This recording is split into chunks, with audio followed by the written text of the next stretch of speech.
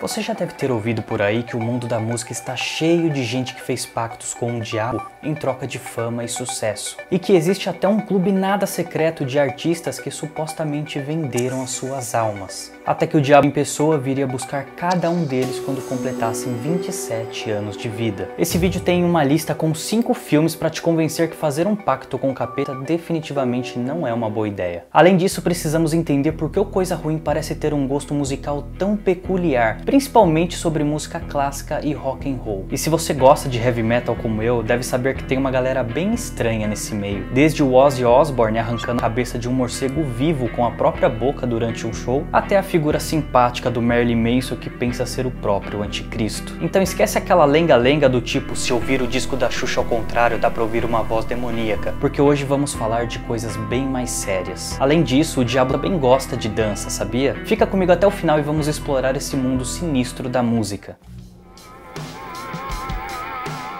E para provar que esse assunto é muito sério, vamos começar já com os dois pés no peito, com uma comédia, porque até o demônio tem senso de humor. Tenacious D é um filme de 2006 que conta a história de JB, que viaja até Hollywood para fugir da repressão religiosa da família e seguir seu sonho de se tornar uma grande estrela do rock, mas ele precisa de um parceiro, de uma banda. Então ele une forças com um músico fracassado até então para formarem uma banda chamada Tenacious D e partem em busca da palheta do destino, um objeto feito com um dente do próprio demônio e que dá o poder de compor verdadeiras obras-primas para quem tocar com ela. Esse filme é uma fanfarronice pura e mesmo que você não goste de rock, garanto que vale a pena só pela comédia. Além de ter várias referências a outros artistas e filmes como Robert Johnson e seu obscuro pacto com o demônio para se tornar a maior lenda do blues. E também ao clássico filme e livro Laranja Mecânica, com uma cena de briga de rua com personagens inspirados na gangue do Alex. Além do final do filme contar com um grande duelo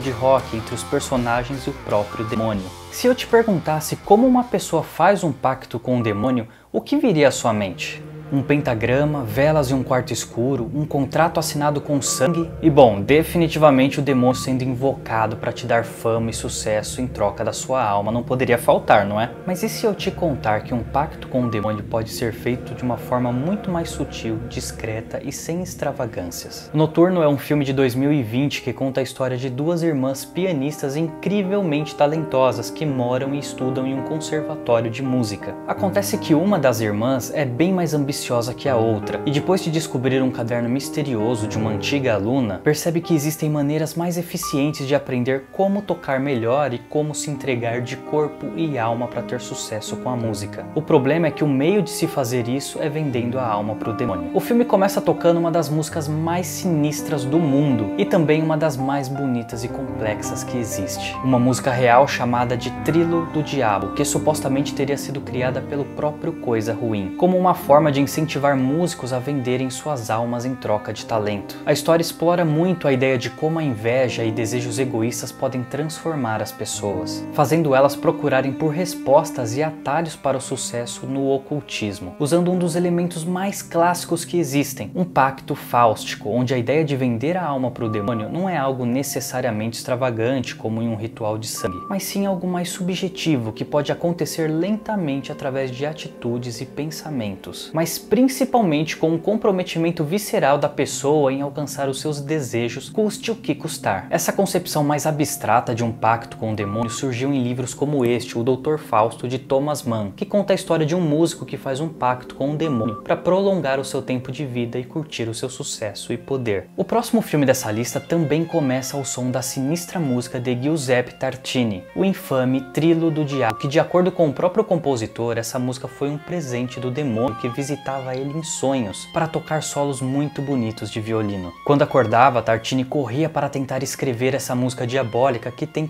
quase 15 minutos de duração. Diferente da história anterior, a Sonata Maldita, lançada em 2018, tem um pacto demoníaco nada sutil. E se antes a música era o lucro do músico que vendia sua alma, nesse filme a música é a verdadeira missa negra para louvar o Beelzebub. Nossa história começa quando essa bela e nada simpática garota perde o pai de forma muito trágica. Apesar deles nunca terem tido um bom convívio ou amor um pelo outro, o pai deixa uma herança para a filha. Uma antiga mansão onde ele viveu isolado nos últimos anos da sua vida e também deixa um solo de violino misterioso, codificado através de símbolos usados por sociedades secretas e ocultistas, feito para a filha desvendar. Para o agente da garota, essa música misteriosa, esse solo de violino, é a verdadeira chave para o sucesso, que promete render muito dinheiro para eles e além, é claro, de fama. Acontece que o pai da garota era um músico muito brilhante no seu tempo, e apesar de ser meio excêntrico, muitos viam ele como aquele que iria salvar a música clássica que já não era mais tão popular. Então um solo de violino composto por essa lenda da música com certeza poderia render muita grana. Só que essa música esconde um legado muito sinistro e a forma como ela foi composta é realmente horrível. E para quem acha que o diabo só gosta de rock and roll, tá bem enganado. O diabo é culto, vejam só. E a quantidade de músicos associados a pactos com o demônio não é brincadeira. Esse filme com certeza foi inspirado pela história de Tartini e o seu Trilo do Diabo. Mas também teve outro violinista muito famoso chamado Paganini, que muitos achavam ter envolvimento com práticas demoníacas por conta da sua habilidade absurda de tocar violino melhor do que todo mundo. E ele era estranho de fato. Foi uma daquelas típicas crianças prodígio que frustra qualquer adulto que passou anos e anos se dedicando à música. Esse filme traz pra gente a ideia de que a música, além de arte, é uma das formas mais antigas de magia, com o poder de abrir portais e se comunicar com forças sobrenaturais através das ondas sonoras. É uma história bem introspectiva e não tem muita pressa e nem grandes efeitos especiais, mas garanto que pode ser bem divertida se você gosta do tema. E se você curtiu essa ideia de solos de violino capazes de conjurar forças demoníacas, confere a história de O Músico de Erich Zann. É um pequeno conto escrito por Lovecraft que é realmente muito bom e tem tudo a ver com solos de violino demoníacos. Nosso próximo filme é A Encruzilhada, lançado em 1986, e apesar de não ter uma atmosfera tão sombria quanto a dos outros filmes, é baseado em uma das maiores lendas do blues e um dos membros mais ilustres do Clube dos 27, Robert Johnson, que ficou mundialmente famoso não apenas pelo seu talento musical, mas também por causa das obscuras lendas por trás desse talento. O filme começa com Robert chegando em uma encruzilhada para fazer o seu lendário pacto com o demônio em troca de ser um dos maiores guitarristas de blues da história. Anos mais tarde, as suas músicas influenciariam um jovem violonista chamado Eugene, um garoto prodígio que toca música clássica, mas também blues, a música do diabo. Eugene deixa a escola de música para explorar o Mississippi com um antigo parceiro de palco de Robert, um velhinho ranzinza chamado Willie Brown.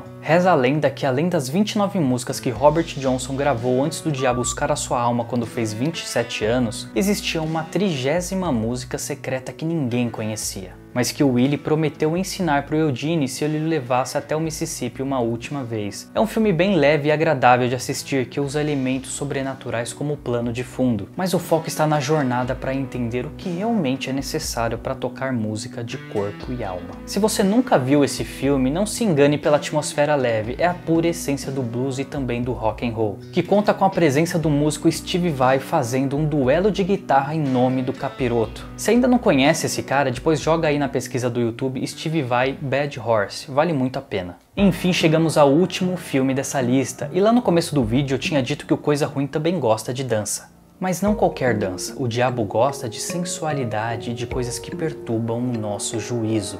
E o que poderia ser melhor do que bruxas dançando totalmente nuas para deixar o Coisa Ruim feliz? Suspiria é um filme de 2018 que definitivamente você não deve assistir junto com familiares ou com crianças na sala de estar. Bom, pelo menos o final do filme. E tem uma boa razão para isso. Esse é um dos filmes mais brutais e perturbadores sobre bruxas que você vai ver ou vai rever depois desse vídeo. E ele encarna uma das mais antigas e diabólicas crenças europeias que existe, o lendário e sinistro Sabbat das Bruxas. Esse filme é um remake de outro Suspiria lançado em 1977, mas já adianto que os filmes são completamente diferentes e incomparáveis um com o outro. Na história acompanhamos uma garota supostamente inocente chamada Suzy Bennion, que viaja até Berlim em tempos de conflito e intrigas políticas para participar da companhia de dança de Helena Marko. Ao chegar na escola, a garota se revela um verdadeiro prodígio da dança. Só o que ela não sabe é que o lugar é um covil de bruxas que aprenderam a canalizar a magia através da dança. E como toda bruxa que se preze, as bruxas de Suspiria usam a sua magia para os fins mais diabólicos e destrutivos, além de conjurarem o próprio diabo em pessoa nas horas vagas. Esse filme explora muito o poder e a sensualidade feminina masculina através da dança, e a ideia da bruxa como um símbolo de desafio à moral e os valores da sociedade, além de representarem uma afronta à autoridade da figura masculina. E faz isso tudo de uma forma tão sutil e às vezes tão brutal que pode chocar até aquelas pessoas menos impressionáveis. Eu fiz um vídeo pra gente se aprofundar mais nessa história e nos segredos desse filme que você pode conferir depois. E se você chegou até aqui, vou deixar duas dicas de livros que tem tudo a ver com esse tema. O primeiro é esse aqui, O Grimório das Bruxas, e garanto que depois de ler ele você nunca mais vai assistir um filme de bruxa e ficar sem entender as referências e os segredos que estão acontecendo. E o outro é esse aqui atrás, O Mephisto de Klaus Mann, que não por acaso é o filho de Thomas Mann, o outro autor que recomendei antes. A história desse livro também traz um pacto fáustico com o demônio em um contexto de artes e do teatro que explora muito a atmosfera política da Alemanha nazista, para nos lembrar que o pacto com o mal pode acontecer das formas mais sutis e inesperadas possíveis. Eu vou deixar o link com os livros na descrição, caso você tenha interesse e queira dar uma conferida, e não esquece de me contar nos comentários o que você acha desses filmes que a gente falou.